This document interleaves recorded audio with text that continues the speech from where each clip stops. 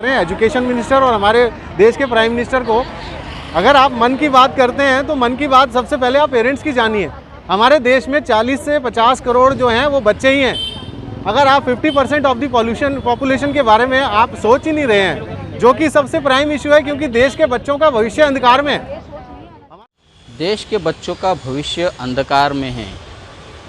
दोस्तों, पिछले कई सालों से हम हमारे प्रधानमंत्री नरेंद्र मोदी जी की मन की बात सुनते आए हैं, लेकिन आज सरकार को हमारी मन की बात बताना भी ज़रूरी है कि पालक वर्ग जिन पर स्कूलों की तरफ से जो अन्याय हो रहा है, अत्याचार हो रहा है, उनके दिल पर क्या बीत रही है, वो किस दौर से गुजर रहे हैं, पालक वर्ग में कितना गुस्सा बढ़ते जा रहा है सरकार के प्रति, स्कूलों के प्रति। आइए हम जानते हैं कुछ पालकों से हमने जो बात की, क्या कहना है उनका। मैं सारे पेरेंट्स को, सारे लोगों को ये बताना चाहता हूँ कि हमारी जो मुहिम चल रही है उसके अंदर कोई भी पॉलिटिकल पार्टी इन्वॉल्व नहीं है। और दूसरी बात, कोई अगर राजनीतिक पार्टी इस मुहिम का अगर बेनिफिट लेना चाहती है तो मैं गुजारिश करूँगा कि सर हमारी मुहिम ऐसे ही चलने दीजिए, कोई भी राजनीतिक पार्टी हमारी मुहिम के अंदर शामिल ना हुए, ताकि ज़्यादा से ज़्यादा तादाद में पेरेंट्स अपने पैर पे चल के हमारे मुहिम में जुड़ सकें। मैं सारे राजनीतिक पार्टियों के जो भी राजनेता है उनको मैं हमारे मुहिम में एज ए पालक, मतलब एज ए पेरेंट करके जुड़ने का उनको संदेश देना चाहता हूँ कि आप खाली पालक के हैसियत से आप हमारी मुहिम में जुड़ सकते हो, लेकिन आपके राजनीतिक पार्टी के हिसाब से या राजनीतिक महत्वाकांक्षा से आपको हमारे मुहिम में जुड़ने की कोई अनुमति नहीं है। और अभी लास्ट ईयर मेरा बेटा पास हो चुका है और मैं उनसे एलसी और रिज़ल्ट लेने गया स्कूल से, तो उन्होंने ज़बरदस्ती बोला है कि नहीं, आपको इस फर्स्ट सेमेस्टर का इस ईयर में और नेक्स्ट जो सेकंड सेमेस्टर सारा फीस आपको सबमिट करना पड़ेगा, देन ओनली विल गिव। हमें जाके कोऑर्डिनेटर से मिले, कोऑर्डिनेटर कहते हैं कि नहीं, आपने ये कंसेंट लास्ट दिसंबर में दिया था कि हम आगे कंटिन्यू करेंगे।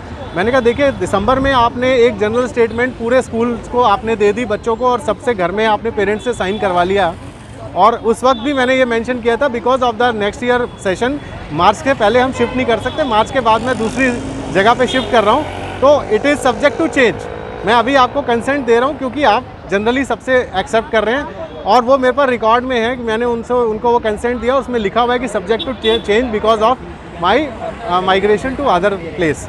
लेकिन वो आप दादागिरी पे तो उतर आए हैं, स्कूल वाले कहते हैं हम नहीं देंगे जब तक आप हमारे को इस साल का पैसा नहीं देंगे, जबकि उन्होंने ऑनलाइन ज़बरदस्ती मेरे बच्चे को उसमें एडमिशन दे दिया, और 2-3 क्लास मेरे बच्चे ने मुश्किल से अटेंड की हैं, 1 या 2 घंटे की। उसके बावजूद वो कहते हैं, उसके बाद उन्होंने हमसे फ़ीस के लिए प्रेशराइज़ कर रहे थे। हमने कहा we are not able to give right now, क्योंकि 5 महीने से ऑलरेडी लॉकडाउन है, पूरा देश बंद है, पूरा वर्ल्ड बंद है, और आपको समझना चाहिए कि आप पूरी फ़ीस मांग रहे हैं। तो उनका मैनेजमेंट का कोई रिप्लाई नहीं आया। मैंने एजुकेशन मिनिस्टर को भी लेटर डाला, मैंने यहाँ के इनके मैनेजमेंट को, ट्रस्टीज़ को, और जितने भी सीनियर ऑफिसर्स हैं सबको डाला है, लेकिन और लगातार उनके जो स्टाफ के लोग हैं वो सीधा पल्ला झाड़ लेते हैं कि हम कुछ नहीं कर सकते। मैनेजमेंट को जानता है, मैनेजमेंट कोई सामने आने को तैयार नहीं है। सारे पेरेंट्स हम यूनाइट होके यही हम रिक्वेस्ट कर रहे हैं एजुकेशन मिनिस्टर और हमारे देश के प्राइम मिनिस्टर को, अगर आप मन की बात करते हैं तो मन की बात सबसे पहले आप पेरेंट्स की जानिए। हमारे देश में 40 से 50 करोड़ जो हैं वो बच्चे ही हैं। अगर आप 50% ऑफ द पॉपुलेशन के बारे में आप सोच ही नहीं रहे हैं, जो कि सबसे प्राइम इशू है, क्योंकि देश के बच्चों का भविष्य अंधकार में है। हमारे देश के बच्चे जो हैं वो इस टाइम घर में बैठे हुए हैं, 1 या 2 घंटे की आप एजुकेशन से आप ये सोच रहे हैं कि हमारे बच्चे जो हैं वो कोई स्कॉलर बन जाएंगे। और ऊपर से जो हमारा एजुकेशन सिस्टम है वो इतना चरमरा गया है, इतना वीक हो गया है कि सरकार भी बोनी हो गई है उसके सामने। सरकार कोई डिसीजन नहीं ले रही है। हमें सुप्रीम कोर्ट का दरवाज़ा खटकाना पड़ेगा अपने बच्चों के लिए। तो shame on the government, because हम लोग टैक्स दे रहे हैं, हम गवर्नमेंट को सब कुछ दे रहे हैं, इतनी जनता है वो सारी सड़कों पे आ रही है बच्चों के लिए, एजुकेशन के लिए हमें भीख मांगनी पड़ रही है। This is a begging. हमें सड़कों पे खड़े होकर प्रोटेस्ट करना पड़ेगा, तो हमारे लिए फिर वो आज़ादी लेने वाली बात हो गई ना।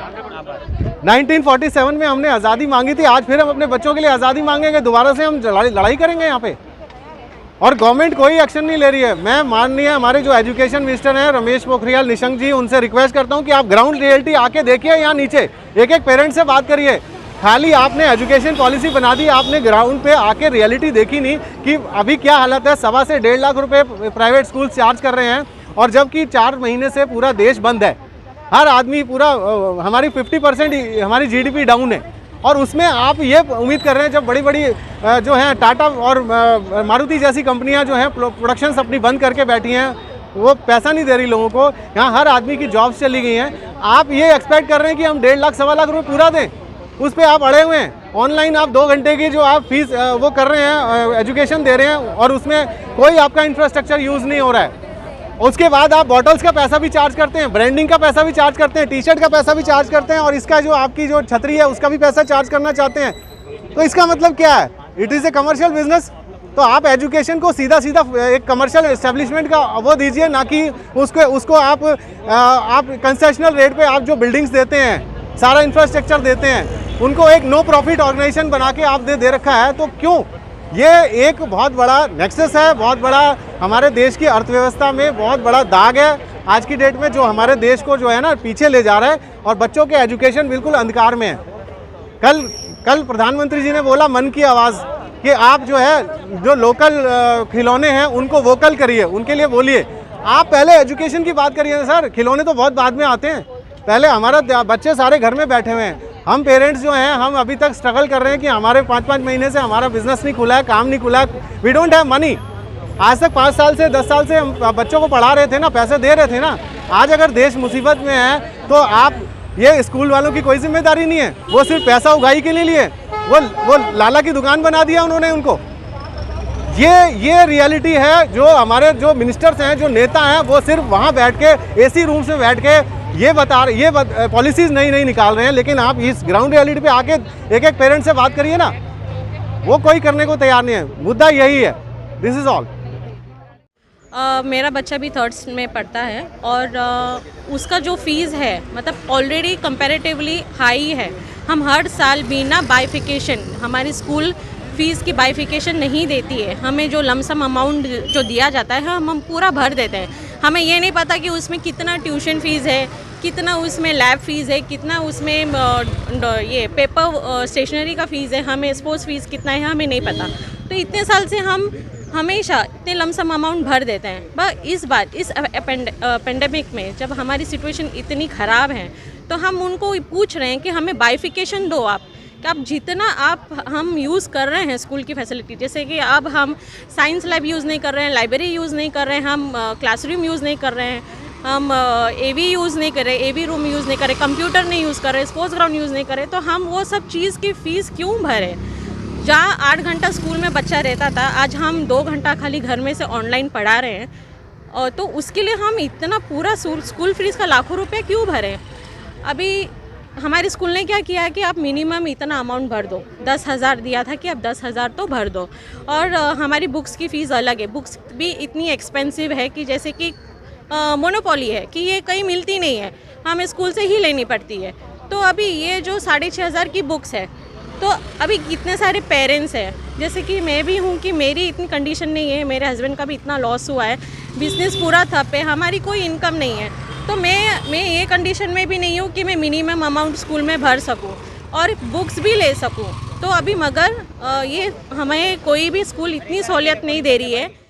सुना और देखा आपने कि पालक वर्ग उन्हीं बातों का हिसाब मांग रहे हैं, उन्हीं पैसों का हिसाब मांग रहे हैं जो उनसे बिला वजह वसूल किया जा रहा है। स्कूल वो हिसाब देने के लिए तैयार नहीं है, बस किसी तरह से पालकों पर दबाव बनाकर स्कूल पैसा बनाना, इसी के पीछे अपना फोकस किए हुए है। ऐसे में सरकार से भी जनता नाउम्मीद हो चुकी है, सरकार के प्रति जनता में गुस्सा बढ़ते जा रहा है। इसी के चलते मीरा भाईंदर शहर में अब यहाँ के जो पालक वर्ग है, उन्होंने एक मुहिम के तहत शहर के सभी स्कूलें जो मनमानी कर रही है, ज़्यादतियाँ कर रही है, उनके खिलाफ़ में एक मुहिम छेड़ी है। और इसी मुहिम का हिस्सा बनने के लिए उन्होंने एक नंबर और मेल आईडी सार्वजनिक किया है। हम भी इस खबर के माध्यम से शहर के जो पालक वर्ग है उनसे अपील करना चाहेंगे कि जो नंबर और मेल आईडी दिया जा रहा है उससे आप संपर्क करके इन लोगों की साथ में कंधे से कंधा मिलाकर खड़े रहिए। स्कूलों की जो मनमानियाँ चल रही है, सरकार जिसके ऊपर पूरी तरह से अनदेखी कर रही है, उसके खिलाफ़ में अब आपको अपनी लड़ाई खुद लड़ना होगी। आखिर में इसी बात को लेकर मैं अपनी बात ख़त्म करता हूँ कि एक लकड़ी आसानी से टूट जाती है, लेकिन अनेक लकड़ियों का जब गट्ठा बन जाता है तो उसे तोड़ना मुश्किल हो जाता है। आप सभी पालक वर्ग मेरे इस मिसाल को समझिए, इस पर अमल करने की कोशिश कीजिए और एकजुटता दिखाते हुए शहर के जो स्कूलें मनमानियाँ कर रही है, ज़्यादतियाँ कर रही है, उसके खिलाफ में आवाज़ बुलंद करें। स्थानीय नेताओं ने तो आपका भ्रम निराश किया है, आपको अधर में लाकर छोड़ दिया है, लेकिन आपको अपनी लड़ाई एकजुट होकर ही करनी होगी। आप देख रहे हैं साबिर शेख और आरिफ कुरैशी के साथ ऑन रिकॉर्ड मेरा भाईंदर। धन्यवाद।